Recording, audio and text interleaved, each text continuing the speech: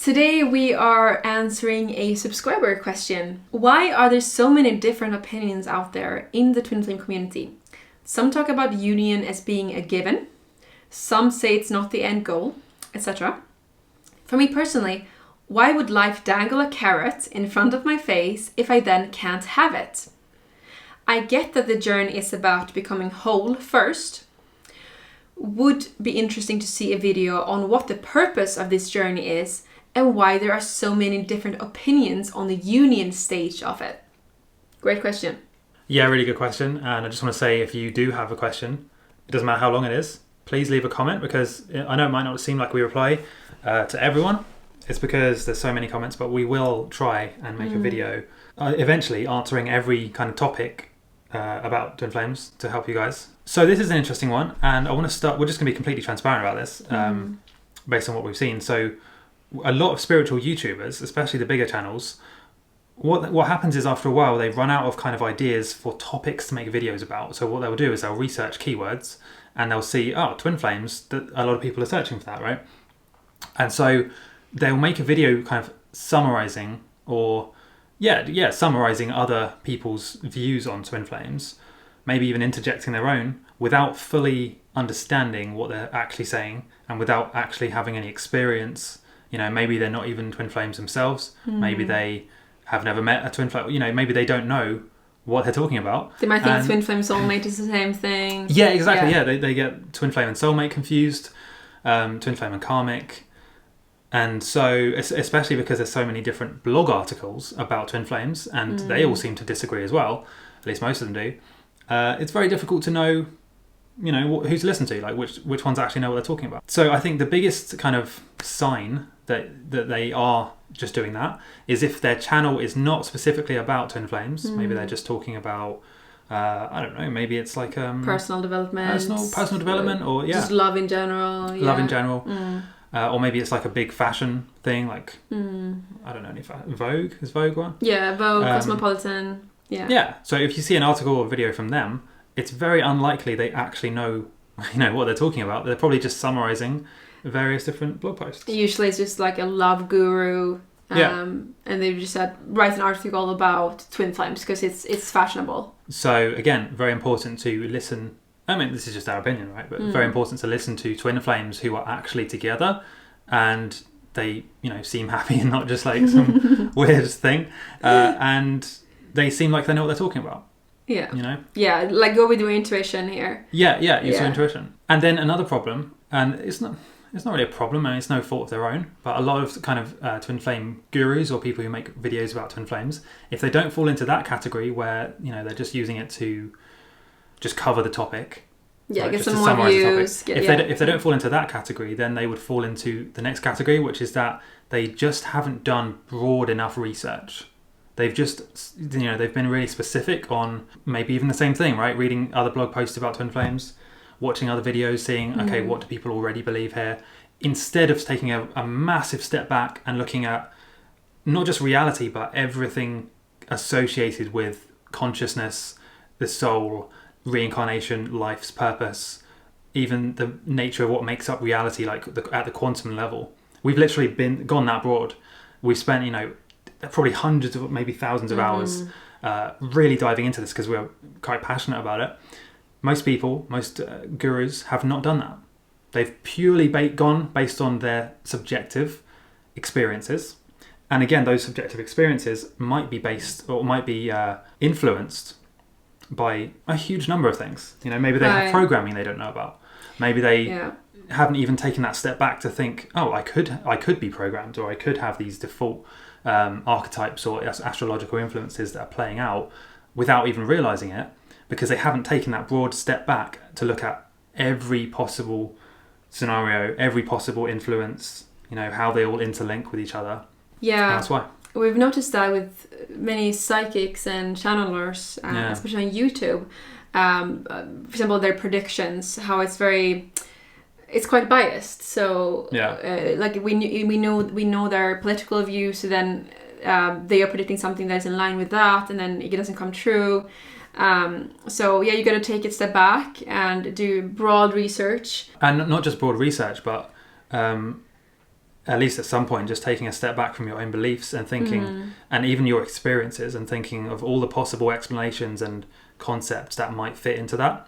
Yeah. Instead of being so attached to one idea that you only look for things that support that idea. It's called confirmation bias, isn't it? Yeah. Where you only look for things that support your existing beliefs instead of actually absorbing and listening to different beliefs that maybe disagree with what you already believe. And I like what you said about your not only listening to your experience as well. We when we give advice, we also take into account other twin flames that we met, like clients and twin flame friends we have, and kind of looked at what is the common pattern we see here. Yeah. Because just because something was true for us doesn't mean that will be the same for you guys. Yeah. So and again, it comes back to this idea of default options, like in software. If you have default settings, unless you firstly become aware of them and then step in and change them, then these default settings, whether it's astrological influences, past lives, DNA imprinting, programming, various different things, unless you step in and change them, then they will play out and become your truth, let's say. What you experience is reality. And that probably has happened for various twin flame gurus. We don't know for sure, but that would definitely explain why they all seem to disagree with each other, why there's not this kind of unified body of truth, because people are influenced by any number of different things, you know. There's very few people that we've seen who have actually taken a step back enough to see all of the different possibilities, you know, especially if they are confined into one specific religion, let's say, and they only look at things through this tiny little lens of what does my religion say is acceptable. I'm not saying that it's, you know, it's a bad thing. I'm just saying it's so valuable to take a step back from all of your existing beliefs and all of the beliefs of everybody you know, and really take a step back and look at all the different possibilities. So if we go to the part of the question about union here, and is it possible? So our opinion, again based on our research, experience, intuition, is that union is possible, and it is, you know, I don't want to say the end goal, but it's definitely a step on the journey that should be, you know, you should expect it. It's not like it's not meant to be. Like, union is meant to happen for the vast majority of twin flames, we would say. So if you're hearing that it's not the goal, or that shouldn't happen, really ask yourself, okay, why are they saying that? You know, have they had a bad experience? Are they with their twin flame? Maybe because they are not, you know, because they had a bad experience, because they're in separation, right? They couldn't get it to work for them, or they couldn't dissolve their own ego programming and issues, right? They had a bad experience, so now they're projecting that onto you as the viewer and saying union is not meant to happen, or union is meant to be difficult. Yeah. It's not meant to be difficult. That's just an idea. You know? It's just an idea like any other. So you have to figure out what you want to be true for you and create that, you know. Yeah, exactly. Really take it with a grain of salt when you hear things like that. Like, see what resonates. Because, I mean, this is another program. If you think now, like, oh, wow, I'm not supposed to unite, then that could block your twin flame union. So we say it's definitely possible to unite. First, of course, focus on inner union, because you cannot unite with your twin flame, your other half, if you don't have union in yourself. So balance your masculine and your feminine energies. Shed the onion, like we talked about, the layers of programming. And like we said before, we believe that now in this period of time in Earth's history is a very unique one. People are waking up in masses, and the twin flames are here to help and guide people through these crazy times. And that's why many people are meeting their twin flames now, so that you'll have that extra support.